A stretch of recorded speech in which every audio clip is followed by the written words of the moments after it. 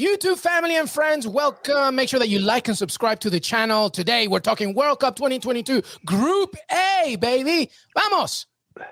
Hey, everybody. Welcome to Qué Golazo. We have a fantastic World Cup 2022 series as we continue our content packaging ahead of the tournament. Today is all about Group A, who kicks everything off. We got Thomas Rongen in the house, Michael Lahoud in the house to discuss the narratives beyond this great, exciting opening group. Qué Golazo begins right now. Hey, everybody. Qué Golazo Pod on Twitter, youtube.com/Qué Golazo. It's our World Cup specials, baby. And today it's all about Group A. Group A, I love it. The host, Qatar, Senegal, of course, Ecuador, and Thomas Rongen's the Netherlands. Before we say hello to TR, I want to welcome Michael Lahoud. ML, how are you, buddy? I'm doing fine. And we were talking before the show. It's amazing to be on a show with you, Thomas. I was saying before, I'm out of my diapers that I was when we first met, and it's awesome to be here talking football with you. That's all good, my man. And I'll follow your work, obviously. And I with Austin FC. One of the good guys in the game. I'll call you Michael. Thank you. Thomas Rongen, it's good to have you. Last time you were here, buddy, we were talking CONMEBOL South American World Cup qualifiers a while ago, and now you're back for the World Cup, and you're wearing your Dutch. You're wearing it proud. I love it. I love it so much. How are you, TR? Are you excited to talk some Netherlands? Absolutely. My CBS HQ partner, LME, and me now in Qué Golazo. I can't wait. I can't wait for this World Cup. I can't wait for the Netherlands to get started. I'm happy Louis van Gaal is going through a nice phase right now with cancer. So things are looking good after a crisis of 7 years, LME and Michael, in Dutch football. Let's be real honest. Not making the 2018 World Cup, an older team in 2014. By the way, that Louis van Gaal coached to a third place. You know, we're talking about Derek Kuyt, Nigel de Jong. Everybody hates Nigel de Jong, by the way. Robin, Van Persie, Huntelaar, Guzman, Vlaar. No youth at that particular time. The big three struggled for a while to develop good Dutch talent, PSV, Feyenoord, and Ajax. But in 2019, obviously, we went to the Nations League final, lost against Portugal. Louis van Gaal comes back at 70, turns his team around. We win our group, a tough group, by the way, against Turkey and Norway. 7 wins, 2 draws, and only 1 loss. 33 goals for, only 8 against. I'm still not so sure where we're at, you guys, but clearly, based on everything I see, we are the favorite in this very tricky group, by the way. Yeah, absolutely. A tricky group, which we will begin talking about the host. But by the way, this is Group A. Qatar, the host, as we mentioned, Ecuador, which I will tell you all about. Michael Lahoud is a fan as well, of course. Senegal, my goodness, can they be just like Cameroon did back in the day in 1990? Can they make it even further in the knockout stages? And TR's Netherlands. Let's begin with the controversial host, of course, the Qatari national team here. Did the Pot 1 team everybody wanted land in the group of death? Michael, let's begin with you. They're World Cup first-timers. What did we learn about them from the last few years? They've been in a Copa America. They've been in a Gold Cup. Their coach, by the way, is a Barcelona faithful, and he began the project from day one. Michael, give me your thoughts on Qatar as they play in their nation. I think when we look at it tactically, they are the only team in this group that play a back five. Every other team, it's a battle of a 4-3-3. So that makes it very unique because they're a team that will concede possession, but do not be kind of goaded into thinking that this team doesn't have some ballers. They have one of the best players in Asia, in Arkim Afif. This guy is a boss. And really, this is a team that a lot of their players, they play together, Al Sadd and some of the Qatari league teams. So this guy is a winner, and do not be surprised if he now starts getting looks from Europe because of this World Cup. He can score goals. He can create goals. I got to see him in Austin when they played the U.S. men's national team. He was the best player on the pitch. He can create chances on his own, and he wheels this Qatari team forward in the final third. And there is a clear X factor, which is home field advantage. Only one team in World Cup history, which was obviously South Africa in 2010, did not get it out of the group phases. But you don't play qualifying it's hard to figure out really how good this team is, but they know their territory. They know the stadium. And as Michael said, 5 or 6 starters will be from Al Sadd. And talking about their coach, Felix Sanchez, spot on, LME, who's been there since 2006, who took the 17s, the 90s, the under-21s, and has worked with this team throughout. Yes, some heavy losses against Portugal, Serbia, and even Northern Ireland. But in 2019, they won the Asian Cup. In 2021, third in the Arab Cup. And when I watched them play, I was actually excited about the way they entertained. They're great in transition. And Michael is right. Afif is great. But Almous Ali, he can score as well. They got a very experienced goalkeeper in Saad Al-Sheep as well. And they got a midfield with a few guys that in transition can hurt you, which they did against Honduras, which they did against several teams in the Gold Cup, fell short against the U.S., but might have been the better team on the day, quite frankly.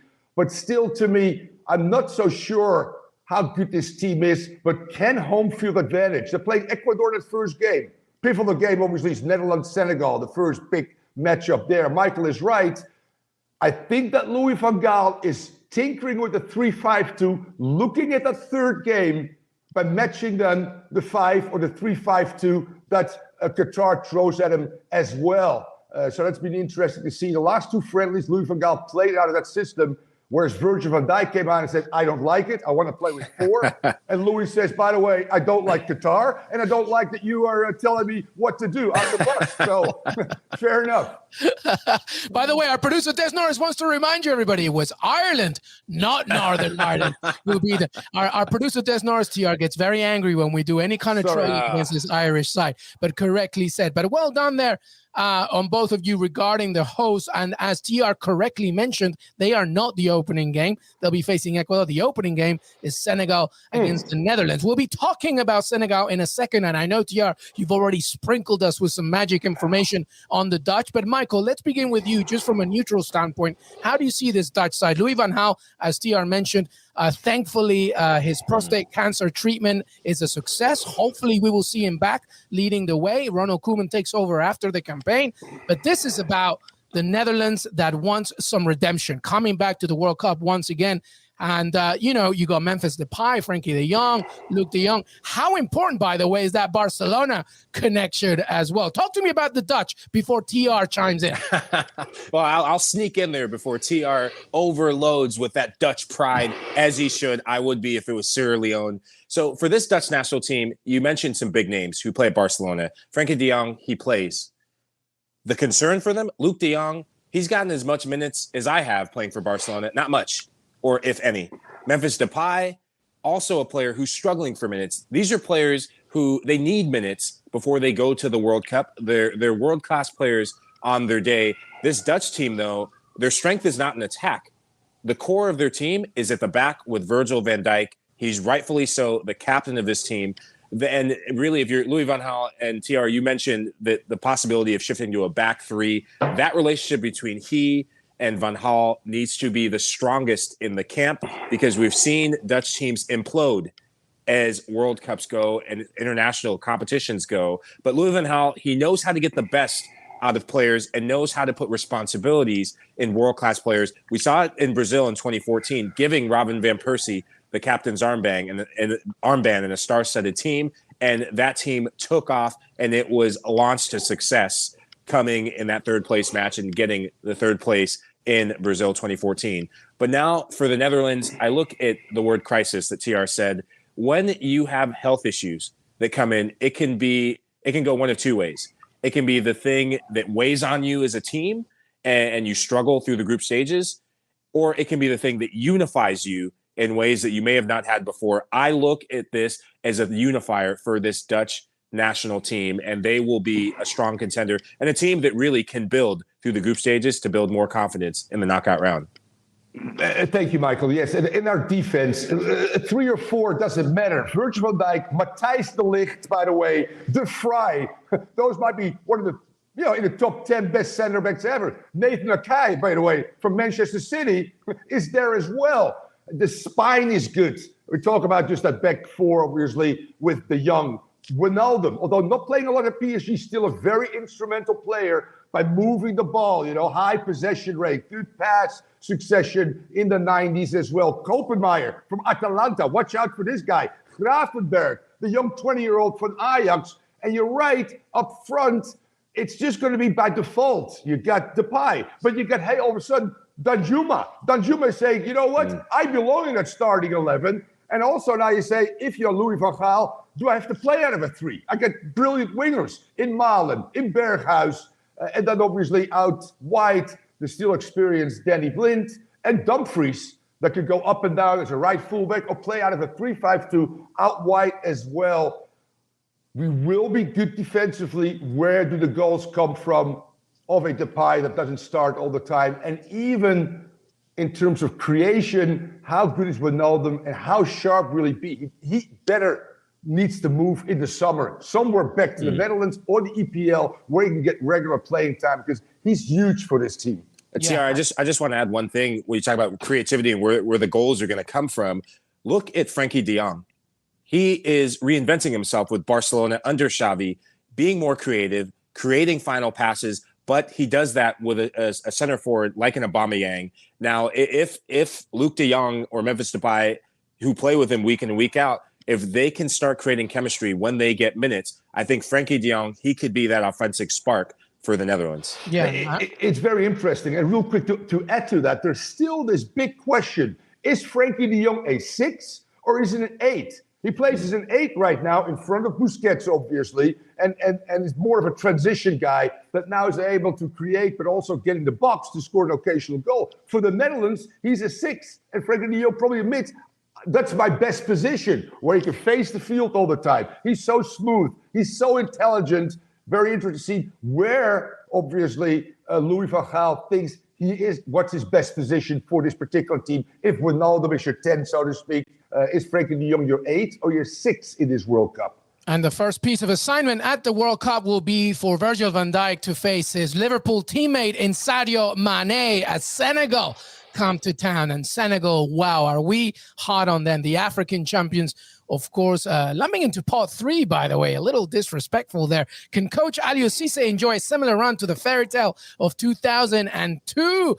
Let's begin with UTR. I know that, equally Michael will have some good things to say about Senegal. I love the Senegalese team. It's not just about Sadio Mane. They're so good everywhere around the pitch in Premier League experience. They have arguably one of the best keepers in Edouard Mendy. They just dethroned Egypt as well and making sure that they made it to the World Cup and not them. What do you make of their chances in this group, TR? Yeah, you talk about strong spines, and strong spines means most of the time very good teams, obviously. You talked about Mendy in goal. You talked about Koulibaly as a center back. You talk about Gana Gay, that starts pretty much for PSG as their 6 or their 8. You put Sarr in there and then Mane on top out of a 4-3-3. Cisse has done an unbelievable job. They're hard to beat. They're well organized. They're imposing, obviously. The only thing that worries me is they don't seek to score goals. It's almost like, I know in Africa it's tough, but most teams tend to sit in saying that they're the penalty kings as well. So why not maybe, in the later stages, you might use that as a team to beat at a tough opening match for the Netherlands. When I think of this Senegal team, and I love everything that you mentioned, TR, but I think of composure. When you win penalty kick shootouts, you have to have players with composure. And for all of the attackers that they have, their back line is what is so impressive. They took the captain's armband and they put it on the right guy for this national team, Koulibaly. Koulibaly, he's been part of at the heart and part of the spine for Napoli. He plays in Serie A, so he knows how to defend, for starters. But what I like about their back line is these are guys who are willing to step up when the team needs the most. In AFCON, it was defenders later in the knockout rounds who came up with the goals. And that takes the pressure off your front three, that when your defenders can score on penalty kicks or set pieces, now you don't have to always have the pressure of coming up with the goals. And they have one of the most underappreciated footballers in the world in Sadio Mane. And I hope he gets the love and respect he deserves with Liverpool this year, because I think he will be the X factor for Liverpool in club football, and that will carry over into the World Cup. And he's not doing it alone. Ismail Yassar, Senegal get the best out of him, and he was their wild card coming off the bench. His health, if he can stay healthy, that will help the Senegalese attack so much in this group. Friend of the show, Sadio Mane. Don't forget to watch that interview. He was so great on it. And by the way, Senegal, Netherlands is the opener of this World Cup. And what a World Cup. We can't finish Group A without talking about the final team. My team to watch, Ecuador, El Tri. They are such a force. And just like I say it all the time, they're one of the youngest squads in this tournament. They're the soccer version of the NBA's Memphis Grizzlies. They don't care about you in any way. And when they're on, they're on. We already saw what Estupiñán did with Villarreal, Gonzalo Plata, Moises Caicedo. They are a team. And now Gustavo Alfaro, the coach, has them clicking. This is a great team. It was Brazil, Argentina, Uruguay, and Ecuador. And that's a tremendous achievement for them to qualify to the World Cup. Thomas Rongen, Ecuador, how much chances do you give them to get out of the group? I say Gustavo Alfaro, unleash the youth on Qatar and on Senegal and play tight, as they did, by the way, in the last 4 or 5 qualifying games. What a great start. But the pressure mounted a little bit. They dropped to 4th, 7 wins, 5 draws, 6 losses in probably the toughest qualifying competition in the world. What scares me a little bit, 18 points at home, plus 22 goal differential. Tying Brazil and Argentina away, 8 points, -4. There's something about Quito, baby. And I'm telling you, I've been to Qatar. That's not high altitude. But this young team, you just mentioned some of them. Torres, Hincapie, obviously. We saw Estupiñán yesterday saying, Mueller, Lewandowski, get out of town for Villarreal. Caicedo, Franco, Plata, Estrada, 20, 21, 22, 23. This team doesn't know, I think, how good they are. They've qualified. And can they handle the pressure? They get, on paper, a decent draw against the home team. But that first game for the home team is always huge, not easy. It's just the mentality of their head coach being able to say, you know what, guys, let's go for it. We have some talent. Let's be smart, obviously. We don't want to concede. But this young team's got they got everything. They got juice. They can technically play. And they're fun to watch when they're really on. I'm not so sure, though, on the road for any South American team. When is the last time a South American team, boys, has won the World Cup away from South America or got far? Not too many of them. If there's a surprise, it could be Ecuador. I love what you said about youthful exuberance. I want to wind back the clock a few years back. 2019. U20 World Cup, Ecuador finishes 3rd. Surprises everyone. Why? Because now they are enjoying the fruits of that labor that was 2019. You see players coming through the ranks, and this is a revolution of youth for this Ecuadorian national team. Enter Valencia, a guy who is doing it in Mexico and has done it in Mexico, has done it at different times in Europe, and now on the bench for the national team, coming off the bench, he scored a goal for Ecuador against Argentina in World Cup qualifying in that 1-1 draw. So look for him to be a factor. Yes, you have youth, but you are going to need the experience of veterans like him to be a difference maker in these big games when you step up against a Senegal, when you step up against a Netherlands. What I like about Ecuador is how explosive they are in transition. They have Estupiñán, as we said, and he really, you could put him anywhere on the field, I think, except maybe goalkeeper. Something about his height, hands, not sure if that would work out. But this guy could play anywhere on the field and have an impact in the game. Such an attacking force. We mentioned Caicedo. What scares me about this Ecuador team is you need to manage games. When you get to the FIFA World Cup, it's not all about go, go, go, attack, attack, attack. You need to be able to manage transition moments, and you need to be able to pace yourself against your bigger teams. If they can develop that into their young team and learn that as they go, they could be the sleeper pick of this group. Yeah, one of the advantages about having the World Cup in November for some nations is that they can do a lot from now until then, especially for a young squad, and Ecuador is one of them. All right, let's finish off this show, this episode, our World Cup 2022 Group A special, by doing some quick predictions with our final thoughts. Who's getting out of this group? Thomas, Rongen, I already know one of them that you're going to mention. Who's the other one that's getting out? What do you think? A real tough one for me. And that includes, I'm not so sure about the Netherlands. There's three, potentially four teams that could, at any given time, get W's, I think, in this group, depending on tactics, depending on form. As you said, young team in Ecuador will continue to grow and become better. I'm not so sure if Ecuador, with the likes of Franco Estrada playing in MLS, with all due respect to MLS, and Valencia being an older player, still being their number 2 goal scorer in this qualifying campaign, has enough to punish a Senegal or a Netherlands. We just talked about that great defense. So I'm picking the Netherlands to win the group and Senegal second. I love where your heart is at, and I agree with the prediction of the two teams, but I'm going to make Qué Golazo history. I'm going to flop it. I think Senegal is going to win the group, and I think Netherlands is going to come second because goals.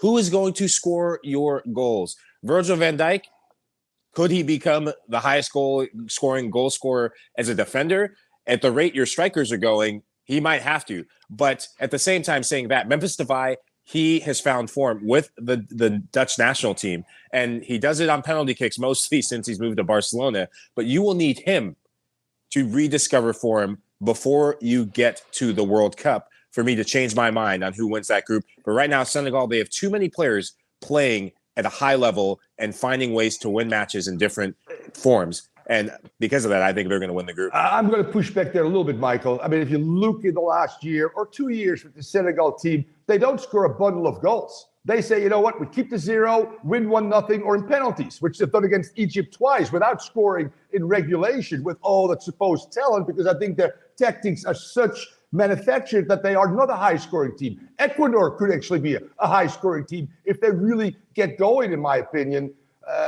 But I respect the fact that you think Senegal will win that group. I hope Holland does, because I really feel that the U.S. will end up second, and then we got a cake game against the U.S. in the round of 16 for the Dutchies. With all due respect to Greg Berhalter. Yeah, well, listen, as the South American representative in this episode, I have to give love to Ecuador, and I have to do this. I love Senegal so much, but I have to give El Tri some love. And we can change our minds, of course, but I have Netherlands winning it and Ecuador in second. Let's see what happens as we develop, because there's still a long way to go. But that was our Group A World Cup 2022 Qué Golazo special with Michael Lahoud. Michael, thank you so much, buddy.